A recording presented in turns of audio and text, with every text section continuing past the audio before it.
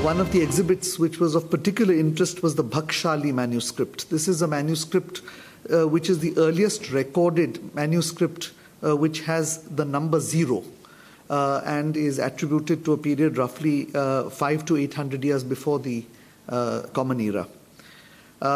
Thereafter, the two dignitaries inaugurated the Ayurveda Center of Excellence, which will be located in the University of Westminster. And this agreement was signed yesterday between the All India Institute of Ayurveda and the College of Medicine in the United Kingdom. At the same Science Museum event, the Prime Minister also met a number of personalities who constitute a living bridge between India and the UK in various fields.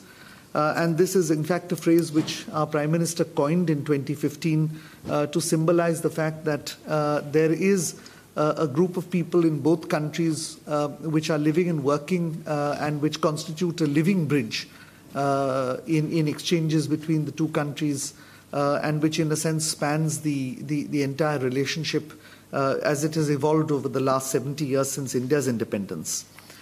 The Prime Minister also paid a floral tribute at the Basareshwara statue, which is on the banks of the Thames across Westminster. And then this afternoon, we are just returning from the event at the Crick Institute, where again, Prime Minister was received by Prime Minister MEA. And of course, as you know, the Crick Institute is a leading center for medical research. So Prime Minister MEA showed Prime Minister Modi cutting-edge research which is being done on cancer as well as on malaria. And Prime Minister MEA also spoke to a number of researchers, many of whom are Indian nationals. Both of the Prime Ministers then attended a technology demonstration and also launched the India-UK Tech Alliance and met a number of young technology entrepreneurs at this event. While at the Crick, both Prime Ministers also addressed the CEO Forum. On the Indian side, it is led by Shri Ajay Piramal, on the UK side by Mr. Jerry Grimstone, Head of Standard Life UK. And the Prime Minister will shortly be having an audience with Her Majesty the Queen. And then to close the day, he will interact in a diaspora event in about an hour and a half, which is Bharat Ke Baat Sabke Saath. And then, of course, the official dinner to be hosted by the Prime Minister of the UK. Let me very quickly go over the main issues covered in the meeting between Prime Minister MEA and Prime Minister Modi. And I will have to be a bit brief because of time. The first issue covered was trade and investment. Of course, they had a fairly wide-ranging discussion on a number of issues that included both bilateral issues and international issues. Under trade and investment, both Prime Ministers were satisfied that a joint trade review had been held, and Prime Minister May spoke of the keenness of the United Kingdom to have an FTA, or at least to begin FTA negotiations, free trade agreement negotiations with India. Prime Minister said that we are ready to do so, and Prime Minister also emphasized that it needs to be a balanced agreement and it needs to be an agreement which has mutual benefit in it.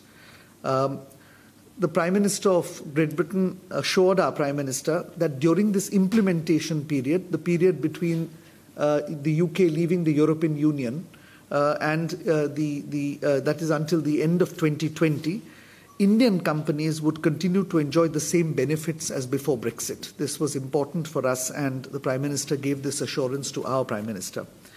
In the context of trade and investment, our Prime Minister also raised the question of easier mobility for Indian professionals and others, citing their contribution to the economy of the United Kingdom.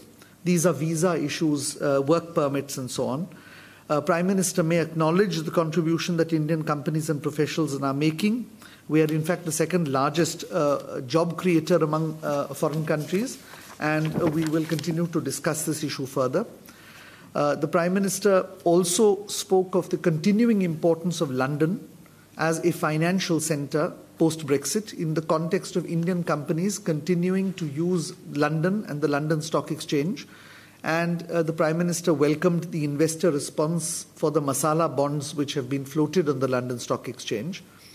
And as you would know from the joint statement which has been released, the Global Green Energy Fund, about £120 million each of the two countries will put in there, with additional funds to be raised on the London Stock Exchange, which will be used for funding green projects, renewable energy and so on, which is a new initiative and which both governments consider important in the current priorities that they have on climate action.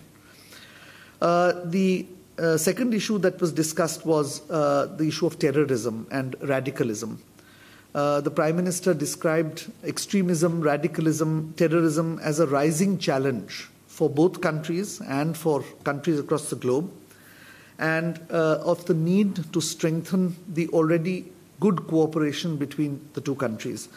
And it was agreed that one area where we need to enhance cooperation substantially is in the cyber security field.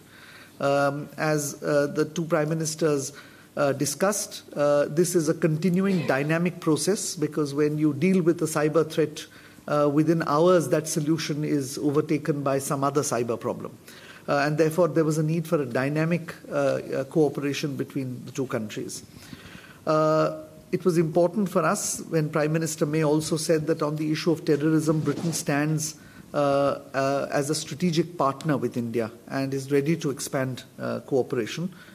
There was also an iteration on the part of the British Prime Minister of the keenness of the UK to have greater defence cooperation with India. The issue of economic offenders was also raised, and this was among a number of consular issues that were raised. I've already covered the issue of mobility of professionals and students and the like. And views were also exchanged on current international and multilateral issues. And in this regard, it's important to note that both Prime Ministers agreed that a rules-based international order should be preserved in today's interconnected world, that we should respect the United Nations, the multilateral system, and have a rules-based international order. I'd like to request my colleague, the High Commissioner, if he wishes to add any further details either to that meeting or to the subsequent programs on which he will be able to say some words. Thank you. Thank you, Foreign Secretary. I think the Foreign Secretary has been quite detailed in describing what has happened with the visit of the Prime Minister. I just wanted to reiterate one thing on the technology side. The Foreign Secretary referred to the demonstration at the Crick Institute. There is considerable importance being attached by both sides to technology, innovation, and R&D. And these tech initiatives have been, and if you recall that when Prime Minister May went in November 2016, there was a tech summit held in Delhi. And now there is an announcement that another tech summit may be held in the autumn of 2018. This UK-India Tech Alliance that was announced today includes an agreement between NASSCOM and Tech. Well, that's a news conference from the Ministry of External Affairs in